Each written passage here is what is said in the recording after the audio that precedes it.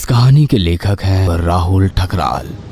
रात के अंधेरे को चीरती हुई पातालकोट एक्सप्रेस पटरी पर दौड़ती जा रही थी। ट्रेन में बैठे कुछ लोग आपस में बातें कर रहे थे। मधुरिया और उसका बॉयफ्रेंड जय नागपुर से जबलपुर मधुरिया के दोस्त के घर जा रहे थे। जय मोबाइल में गाने सुन रहा था, मधुरिया एक बुक पढ़ रही थी। मधुरिया को नींद आने लगी।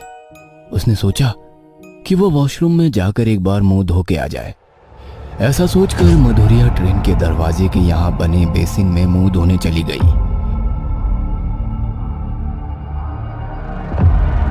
मधुरिया अपना मुंह धोने लगी, पर मधुरिया ने जैसे ही अपना मुंह धोकर कांच में देखा तो वो देखकर डर गई, क्योंकि उसे अपने पीछे एक औरत दिखाई दी जिसकी लाल आंखें, काले होठ, बड़े बड़े दांत और बड़े बड़े नाखून थे। वह थोड़ी देर के लिए हैरान हो गई। अब मधुरिया वापस अपना मुंह धोने के लिए नल चलाती है तो इस बार पानी की जगह खून निकलता है। खून देख मधुरिया के होश उड़ जाते हैं। मधुरिया पसीना पसीना हो जाती है। ये सब क्या हो रहा है मेरे साथ? कौन है जो मेरे साथ ये सब कर रहा है? तभी एक हवा का जोरदार झोंका आता है और मधुरिया चलती ट्रेन में से बाहर लटक जाती है। Help! Help! Somebody help! Please! तभी मधुरिया को जय अंदर खींच लेता है। अच्छा हुआ तुम आ गए। पर तुम लटकी कैसे? पता नहीं जी, मुझे किसी ने धक्का दिया। कौन देगा धक्का? सब सोए हुए हैं। तभी मधुरिया ने जय के पीछे उसी औरत को देखा। मधुरिया घबराते हुए उसने दिया होगा। जय पीछे मुड़ता है तो पीछे कोई भी नहीं होता। कोई भी तो नहीं है वहां। शायद तुम्हारा कोई वहम होगा। चलो तुम भी, अब दोनों भी सोते हैं। जय और मधुरिया दोनों सोने चले जाते हैं। जय मधुरिया दोनों सोए हुए थे। तभी मधुरिया को पायल की आवाज सुनाई देती है। पहले तो उस पायल की आवाज को मधुरिया ने अनदेखा किया और सोती रही, पर धीरे धीरे पायल की आवाज और जोर बढ़ती गई। पायल की आवाज का शोर इतना बढ़ गया कि मधुरिया की नींद खुल गई। मधुरिया जय को उठाती है और पूछती है, ये पायल की आवाज कहां से आ रही है? मधुरिया, पता नहीं तुम्हें क्या हो गया है। कहां पायल की आवाज आ रही है? कोई पायल की आवाज नहीं आ रही। तुम सो जाओ चुपचाप। ऐसा कहकर जय वापस सो जाता है। अब पायल की आवाज बंद हो जाती है। थोड़ी देर बाद मधुरिया बाथरूम जाती है। हाथ धोने के लिए वापस उसी बेसिन के पास जाना था, पर वो नहीं जाना चाहती थी। मधुरिया ने जैसे तैसे हिम्मत करी और हाथ धोने के लिए बेसिन के पास चली गई। मधुरिया जैसे ही हाथ धोने के लिए बेसिन की तरफ झुकी, उसकी गर्दन किसी ने बेसिन में चलते नल के नीचे ला दी। अब मधुरिया की आवाज भी नहीं निकल रही थी। पानी उसके मुंह पर आ रहा था। वो बोल भी नहीं पा रही थी, पर उसे हल्के से कांच में दिख गया। ये और कोई नहीं, वही औरत है। वो औरत मधुरिया का गला छोड़ देती है और मधुरिया को एक कोने में फेंक देती है।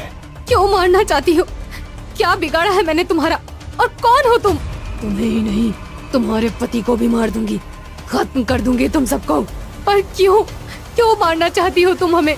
धोखा मिला है मुझे। कौन सा धोखा? मैं भी तुम्हारी तरह रोहित से प्यार करती थी। एक कॉलेज में हम दोनों साथ पढ़ते थे। दोनों एक दूसरे से बहुत प्यार करते थे। एक बार रोहित ने मुझे उपहार में महंगी पायल भी दी थी। हम दोनों ने शादी के लिए एक दूसरे के घर पर बात भी कर ली थी। मेरे घर वाले तो मान गए, पर रोहित के घर वाले नहीं माने। फिर मैंने और रोहित ने घर से भागने का प्लान बनाया। उसके बताए समय पर मैं स्टेशन पर भी आ गई, पर रोहित नहीं आया। मैंने उसका सुबह से लेकर रात तक बहुत इंतजार किया उसके बताए प्लेटफॉर्म पर वो नहीं आया। मैं इस सदमे को बर्दाश्त नहीं कर सकी और इसी पाताल लोक एक्सप्रेस के नीचे आकर मैंने अपनी जान दे दी। तब से मुझे किसी भी प्रेमी जोड़े से नफरत है। मैं इस ट्रेन में जब भी किसी प्रेमी जोड़े को देखती हूँ उसे खत्म कर देती हूँ, जैसे कि मैं तुम्हें अब खत्म करने वाली हूँ। वो औरत मधुरिया पर झपट पड़ती है और मधुरिया को नोचने लगती है। इतने में एक आदमी आता है और चिल्लाने लगता है,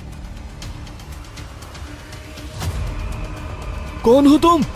इस लड़की को क्यों मार रही हो? छोड़ो! वो औरत मधुरिया को छोड़ देती है और उस आदमी की तरफ देखती है और 2 पल के लिए देखती ही रह जाती है।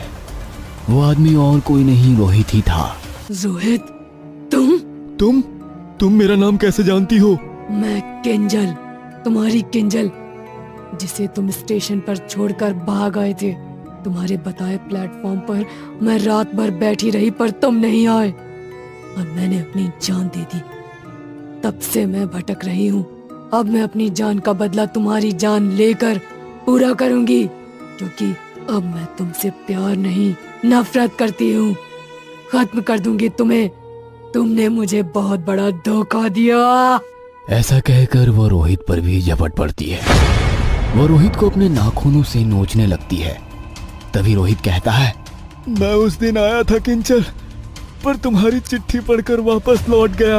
वो औरत रुक जाती है और कहती है, कब आए थे तुम और कौन सी चिट्ठी?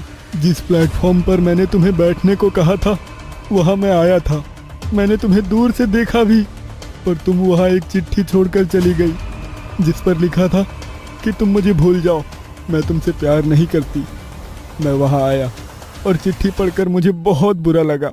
तब से मैं खुद भी पागल की तरह घूम रहा हूँ और मैंने भी आज तक शादी नहीं की किंचल। पर वो चिट्ठी मेरी नहीं थी। फिर वो चिट्ठी किसकी थी? मैं जब उस दिन तुम्हारा इंतजार कर रही थी तभी मेरे बगल में एक लड़की आई और वो बहुत जोर जोर से रो रही थी। मैंने उससे पूछा कि तुम क्यों रो रही हो, तो उस लड़की ने बताया वो यहाँ अपने बॉयफ्रेंड से मिलने आई है। उसकी शादी कहीं दूसरी जगह हो रही है, पर वो ये बात कहने की हिम्मत नहीं जुटा पा रही थी।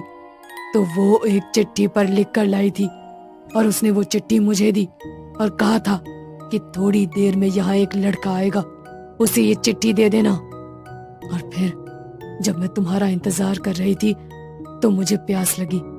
फिर मैंने उस चिट्ठी को टेबल पर रखा और मैं पानी पीने चली गई। शायद तुम भी तभी आए होंगे, पर तुम मुझे कॉल भी कर सकते थे रोहित। मैं वो चिट्ठी पढ़कर पूरी तरह टूट गया। मैंने अपना मोबाइल बंद कर लिया। मैं तुमसे फिर कभी बात नहीं करना चाहता था, पर फिर मेरा गुस्सा शांत हुआ और मैंने जब तुमको कॉल लगाया तो तुम्हारा मोबाइल बंद आ रहा था। फिर मैंने तुम्हें कई जगह ढूंढा, पर मुझे फिर कभी नहीं मिली। लगता है हमारा प्रेम मिलन लिखा ही नहीं था। पर रोहित, मैं तुम्हें अब भी बहुत प्यार करती हूँ, पर अब हमारे बीच कुछ नहीं हो सकता है। मैं अब सिर्फ एक भटकती आत्मा हूँ। हो सके तो मुझे मुक्ति दे दो। ठीक है, मैं तुम्हें मुक्ति जरूर दिलाऊंगा। फिर रोहित किंचल की आत्मा को मुक्ति दिलवा देता है। ये प्रेम कहानी पूरी ना हो सकी। वो कहते हैं ना, लाख कोशिशों के बावजूद कुछ किस्से इश्क के अधूरे ही रह जाते हैं। इश्क कभी नहीं मरता, बस करने वाले मर जाते हैं। आपको क्या लगता है इसमें गलती किसकी थी? रोहित की, किंचल की, या हालात ही कुछ ऐसे बन गए कि उनके इश्क को मंजिल मिलना मुकद्दर ने ठीक नहीं समझा? कमेंट बॉक्स में हमें जरूर बताएं।